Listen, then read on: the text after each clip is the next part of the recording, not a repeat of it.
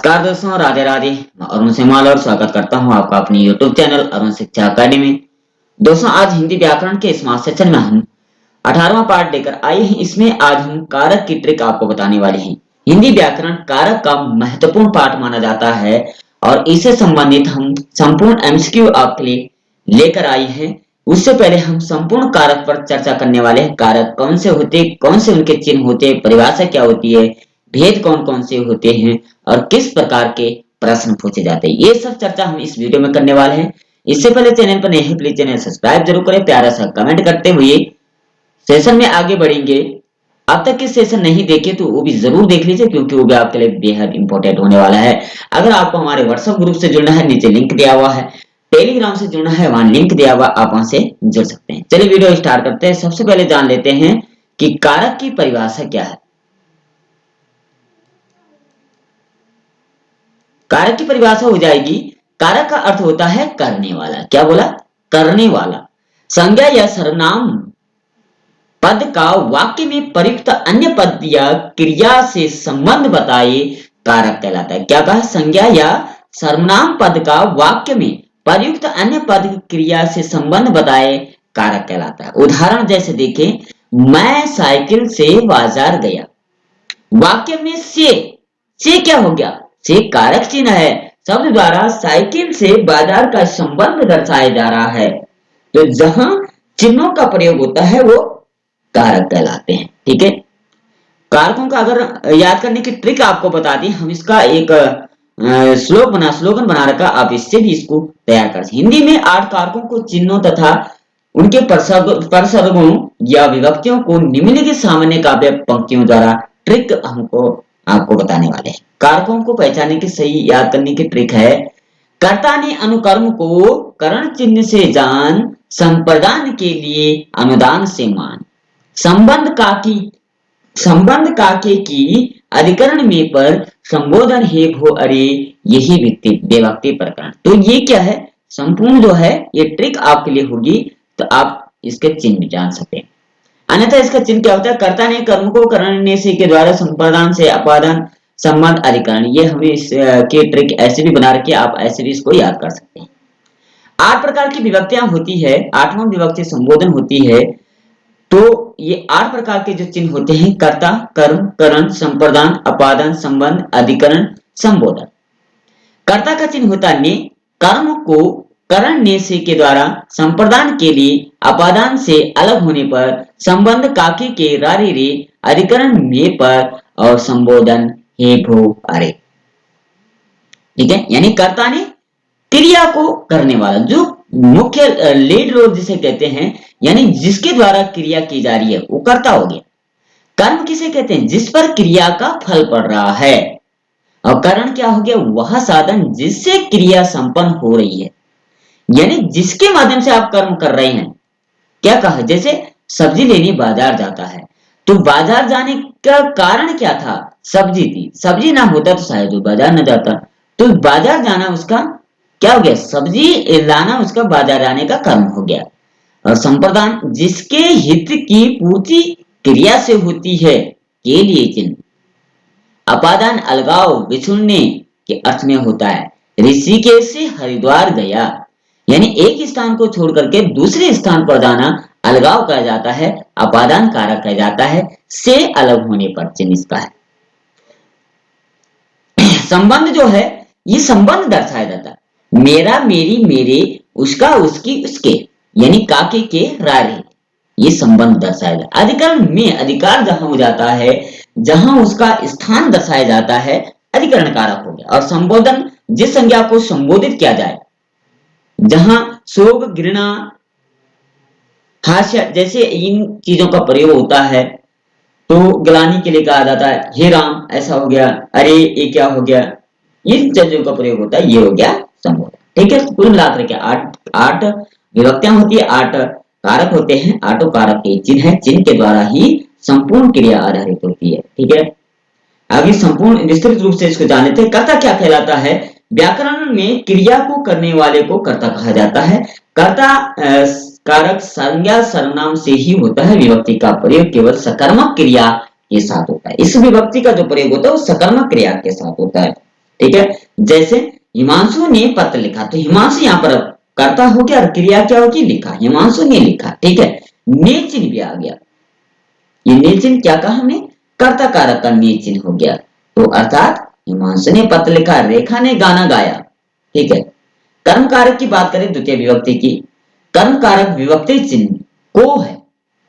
विभक्ति चिन्ह का प्रयोग केवल सजीव कर्म कारक के साथ किया जाता है, यानी सजीव कर्म के साथ इसको किया जाता है, वही कर्म कारक कहलाता है। यानी राम ने श्याम को, अब देखो यहाँ कर्ता कारक भी आ गया, कर्म कारक भी आ गया, पुस्तक दी, यानी राम ने चिन्ह कहाँ का है, कर्ता का है, श्याम को क्या है, कर्म का है। तो श्याम को देना, पुस्तक देना क्या हो गया, कर्म हो गया। अध्यापक ने छात्र को, अध्यापक करता है, क्रिया क्या होगी, छात्र को बुलाया, ठीक है। इसी प्रकार से करण कारक तृतीय विभक्ति है। तृतीय कारक जो है शाब्दिक अर्थ होता है साधन, करण का अर्थ होता है साधन, कर्ता जिस माध्यम या साधन से क्रिया करता है।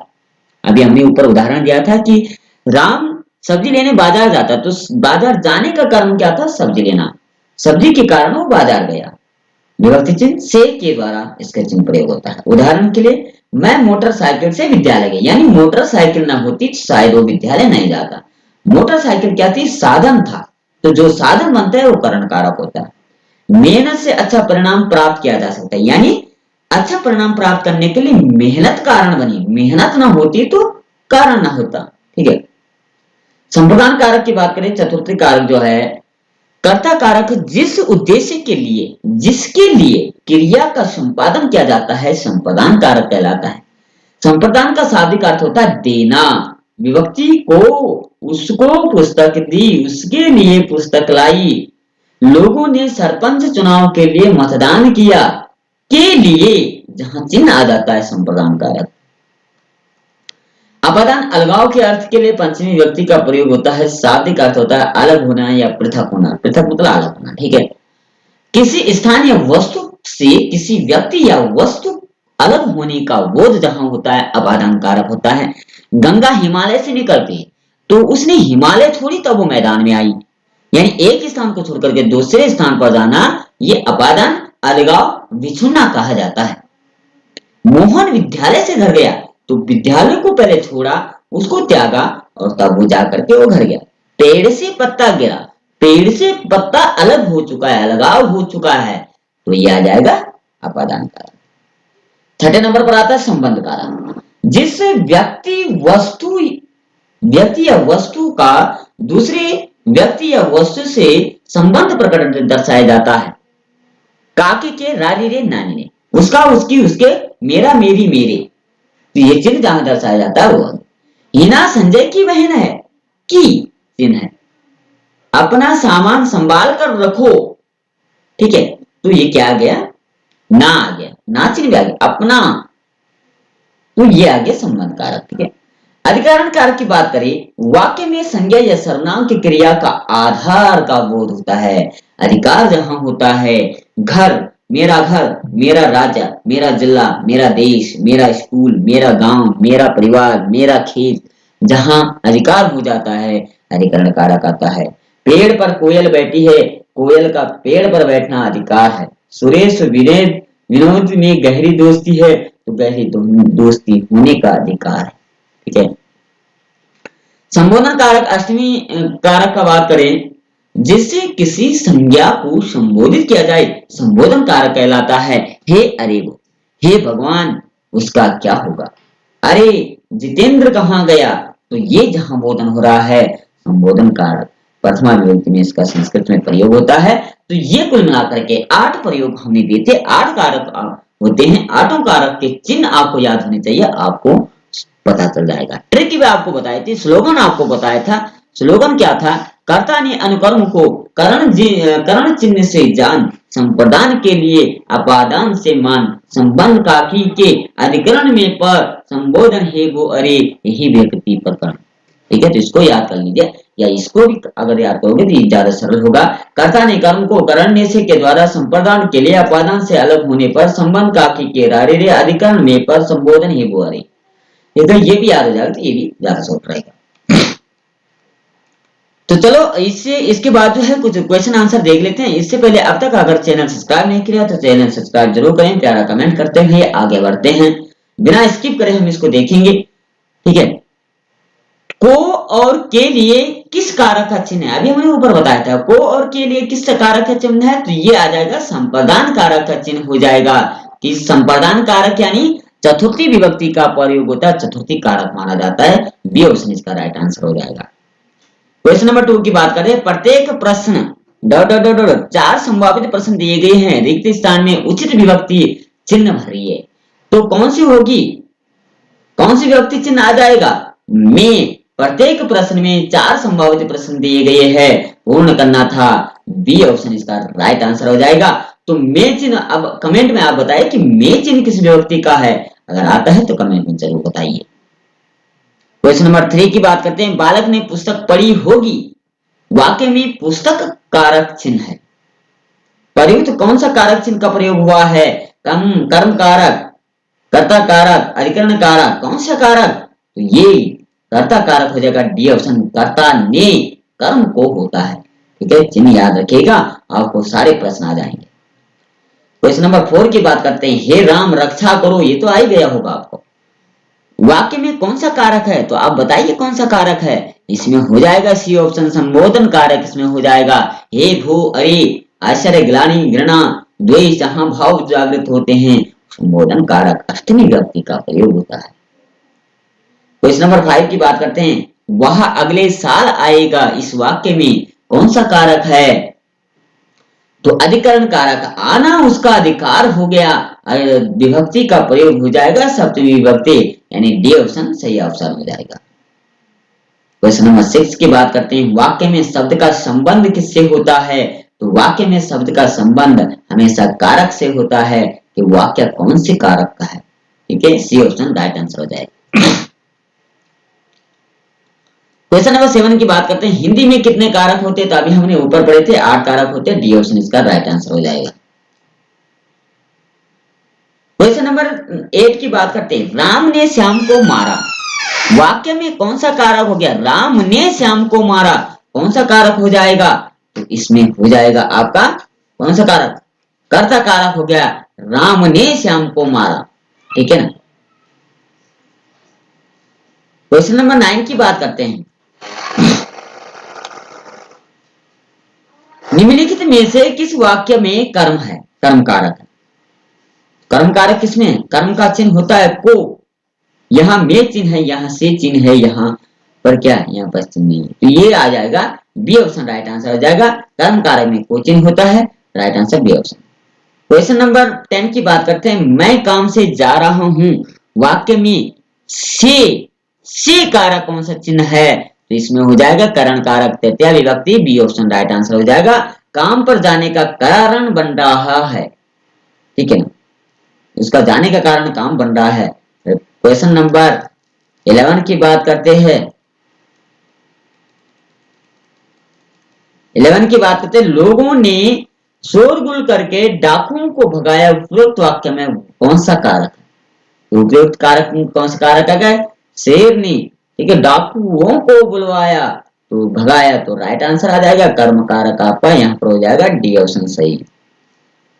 क्वेश्चन नंबर 12 की बात करते हैं, लड़का पेड़ से गिरा, कौन सा कारक हो जाएगा? अभी हमने ऊपर बताया था अपादान कारक हो जाएगा, अलगाव के अर्थ में, बिछड़ने के अर्थ में, क्योंकि वो पेड़ से अलग हो गया। सी ऑप्शन इसका राइट आंसर हो जाएगा। क्वेश्चन नंबर 13 की बात करते हैं, ठीक समय पर आ जाना में कौन सा कारक हो जाएगा? तो इसमें हो जाएगा अधिकरण कारक हो जाएगा, में चिन्ह इसमें आ रहा है। ठीक समय पर आ जाने यानी जहां वो आएगा उस पर उसका अधिकार है। क्वेश्चन नंबर 14 की बात करते हैं, वह मुझसे अलग रहता है, रेखांकित शब्द को आधार बनाकर यहाँ कौन सा कारक दिया गया है?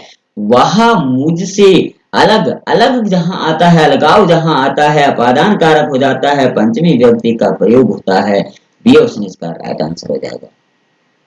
क्वेश्चन नंबर 15 की बात करते हैं, निम्न में से अधिकरण कारक का प्रसर्ग कौन सा है? तो अब अधिकरण कारक का प्रसर्ग आएगा वार उपसर्ग। ठीक है ना। क्वेश्चन नंबर 16 की बात करते हैं, पेड़ पर पक्षी बैठे हैं, इस वाक्य में पेड़ पर में कौन सा कारक हो जाएगा?